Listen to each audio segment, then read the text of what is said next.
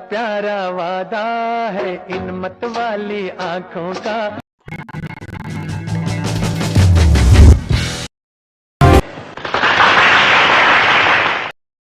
अपने दौर के वो निर्माता निर्देशक थे जिन्होंने फिल्मों में रोमांस को लेके एक अलग ही ट्रीटमेंट की मसालेदार फिल्में बनाई। दोस्तों, आज सुनते हैं कहानी जाने माने निर्माता निर्देशक नासिर हुसैन की, जिन्होंने जब प्यार किसी से होता है, तुम सा नहीं देखा, यादों की बारात जैसी मशहूर फिल्में बनाई। नासिर हुसैन का जन्म 16 नवंबर 1926 को हुआ था।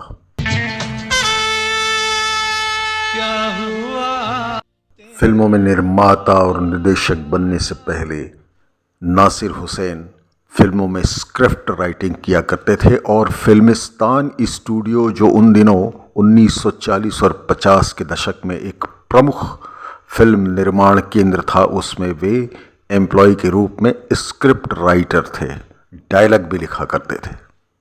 पढ़े लिखे परिवार से नासिर हुसैन का ताल्लुक़ था और उनकी माँ का संबंध तो अरब मुल्क में जेद्दाह से भी रहा है। उनके पिता उत्तर प्रदेश में रहते थे, लेकिन शादी के बाद उनके नाना ने, यानी नासिर हुसैन साहब के नाना ने, उनको भोपाल बुला लिया। भोपाल में ही नासिर हुसैन की पढ़ाई लिखाई हुई और फिर वे कोलकाता चले गए। इससे पहले कुछ समय वे लखनऊ में भी रहे।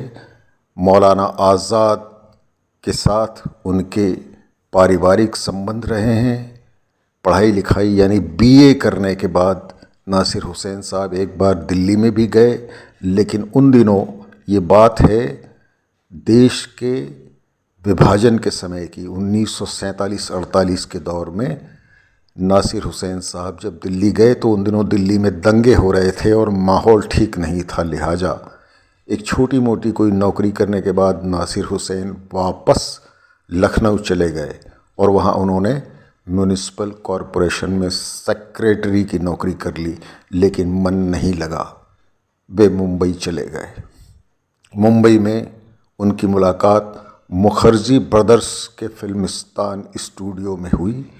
बाकायदा नासिर हुसैन ने अपना परिचय देकर फिल्म के एक अपने उपन्यास के बारे में मालिकों को बताया और उनकी बात जम गई। फिल्मिस्तान स्टूडियो में वे रख लिए गए। उन दिनों हुआ यह कि एक चांदनी रात नाम की फिल्म बन रही थी। उस चांदनी रात के गीतकार बीमार पड़ गए तो नासिर हुसैन साहब को कहा गया कि इसके गाने लिख दिए। गाने काफ़ी पॉपुलर हुए और नासिर हुसैन की धाक एक गीतकार के रूप में जम गई। इसके बाद उन्होंने अनारकली, मुनीम जी जैसी कई फिल्मों के संवाद लिखे और अनारकली तो मुगले आज़म से पहले बनी थी, लिहाजा इस ऐतिहासिक बैकग्राउंड वाली रिसर्च से भरी फिल्म के संवाद ने नासिर हुसैन को एक अलग ही मुकाम दिला दिया। फिल्मिस्तान स्टूडियो में नासिर हुसैन 10-11 साल तक जमकर काम करते रहे और बतौर script writer, dialogue writer, song writer एक अलग इमेज कायम की। लेकिन 1957 में उन्होंने शम्मी कपूर को लेकर फिल्म तुम सा नहीं देखा बनाई, जो देश भर में चर्चित हुई और इस फिल्म ने सफलता के नए कीर्तिमान स्थापित कर दिए। फिल्मों का ये वो दौर था जब देश ने आज़ादी के नए नए माहौल में करवट ली थी और ज़्यादातर फिल्में एक ख़ास ढर्रे पर बन रही थी, जिनमें जन जागृति, देश के पुनर्निर्माण और सामाजिक सुधार के संदेश हुआ करते थे। लेकिन नासिर हुसैन एक अलग ही रोमांटिक लीक पर चल रहे थे और उन्होंने बाकायदा दर्शकों की नब्ज़ को समझा और एक दर एक लगातार ऐसी रोमांटिक नायक नायिका की जोड़ी वाली गीत संगीत से सजी फिल्में बनाई, जिनको लोगों ने खूब पसंद किया। फिल्म तुम सा नहीं देखा 1957 दिल दे के देखो 1959, जब प्यार किसी से होता है 1961, फिर वही दिल लाया हूं 1963, बहारों के सपने 1967। ये बात नासिर हुसैन को पता चली तो उन्होंने तीसरी मंजिल को डायरेक्ट करने के लिए विजय आनंद को कहा और खुद ब्लैक एंड वाइट फिल्म बहारों के सपने के निर्देशन के लिए तैयार हो गए। ये फिल्म भी काफ़ी चर्चित रही। 1960 का ब्लैक एंड वाइट दौर गुजर चुका था और 1971 में जब रात को निर्देशित किया और मित्रों यादों की बारात भारतीय फिल्मों के इतिहास में मील का पत्थर मानी जाती है। इसके बाद फिल्मों में गीत संगीत और पॉप म्यूज़िक वाले गानों का एक नया ट्रेंड शुरू हुआ। तो ज़माने को दिखाना है और हम किसी से कम नहीं जैसी फिल्में भी नासिर हुसैन के हिस्से में आई।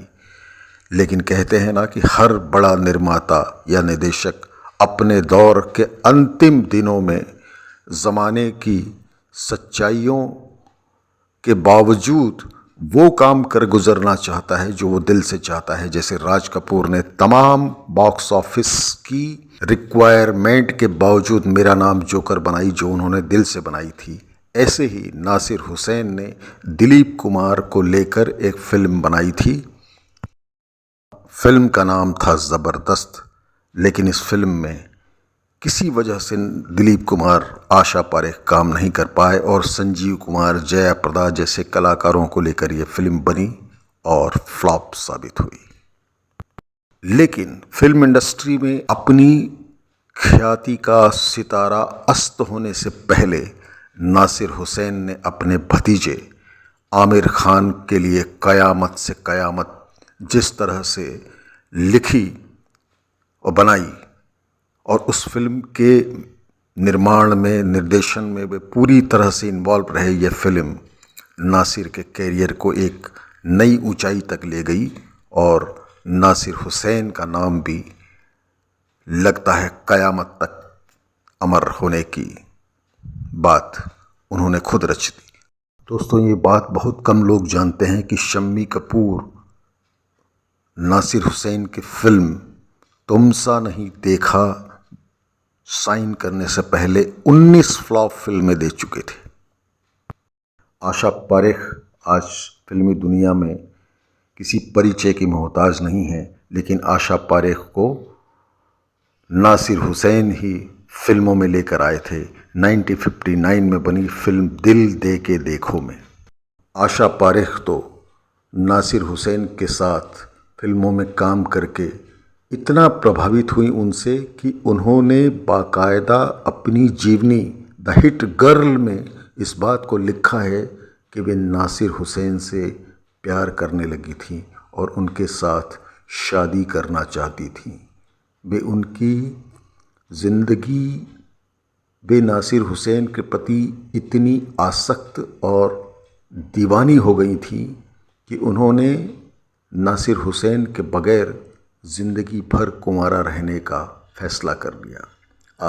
आशा पारेख ने ये बात भी लिखी है कि चूँकि नासिर हुसैन पहले से ही शादीशुदा और 2 बच्चों के पिता थे, लिहाजा वे किसी का घर नहीं तोड़ना चाहती थीं, इसलिए उन्होंने ये बात नासिर हुसैन से भी छुपाई और ज़िंदगी भर शादी नहीं की। इस बात का उनको कोई मलाल भी नहीं है। दोस्तों, गौर से देखें तो नासिर हुसैन की फिल्मों में एक ही थीम चलती है, गरीब लड़का और अमीर लड़की दोनों का भाग जाना और फिर बाद में संयोग से मिल जाना। यही बात यादों की बारात में भी थी, जब प्यार किसी से होता है में भी थी, और भी कई फिल्में नासिर हुसैन ने एक ख़ास पैटर्न के साथ बनाई और इस सब्जेक्ट को हर बार वे नया ट्रीटमेंट देते थे, इसलिए फिल्म बोझिल नहीं लगती थी। नासिर हुसैन को इस बात के लिए भी याद किया जाएगा कि उनकी फिल्मों में गाने बड़े ही मधुर संगीत से लबरेज हुआ करते थे।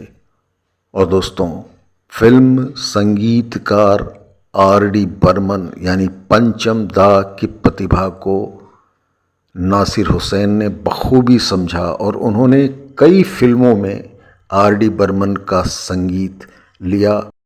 दोस्तों, एक दौर ऐसा भी था जब स्कूल में भोपाल में नासिर हुसैन पढ़ाई करते थे तो वे बहुत ही औसत दर्जे के छात्र थे और 33% मार्क्स लेकर ही वो पास हुआ करते थे। जब उन्होंने फिल्में ज्वाइन की तो उनका पूरा कुनबा इस बात के ख़िलाफ़ हो गया और बाकायदा मौलाना आज़ाद जब मुंबई पहुँचे तो घर वालों ने शिकायत की कि वे नासिर हुसैन को समझाएं। नासिर हुसैन जब मौलाना आज़ाद से मिले तो आज़ाद जी ने पूछा कि क्या करते हो? नासिर हुसैन ने तनकर जवाब दिया, फिल्मों में डायलॉग लिखता हूँ। मौलाना आज़ाद का जवाब था, डायलॉग लिखते हो? ये तो अच्छी बात है। ये बात मौलाना आज़ाद के ज़रिए नासिर हुसैन के परिवार वालों तक पहुंची और लोगों ने फिर विरोध करना बंद कर दिया, क्योंकि डायलॉग लिखना बुरा काम नहीं माना जाता था। हालांकि उस दौर में फिल्मों में काम करना बुरा समझा जाता था। नासिर हुसैन चूँकि फिल्मों में बतौर script writer, dialogue writer, song writer काम करके अपनी एक धाक कायम कर चुके थे, लिहाजा फैमिली ही ने नहीं बल्कि पूरे फिल्म जगत ने, दर्शकों ने उनको भरपूर समर्थन दिया और देखते ही देखते नासिर हुसैन टॉप 10 फिल्मकारों में अपनी जगह बनाने लग गए थे। नासिर हुसैन को इस बात के लिए भी याद किया जाएगा कि उन्होंने बहुत से नए कलाकारों को मौके दिए, जिनमें राजेंद्र नाथ भी थे। उन्होंने मनोरंजन का तो ख़ास ख्याल रखा, लेकिन पारिवारिक मूल्यों यानी फैमिली वैल्यूज़ का विशेष तौर पर ध्यान रखा, जिनको पूरी फैमिली बैठकर देख सके। और इसलिए नासिर हुसैन हमेशा याद किए जाएंगे। यायावर फैमिली की तरफ से नासिर हुसैन को शत शत नमन।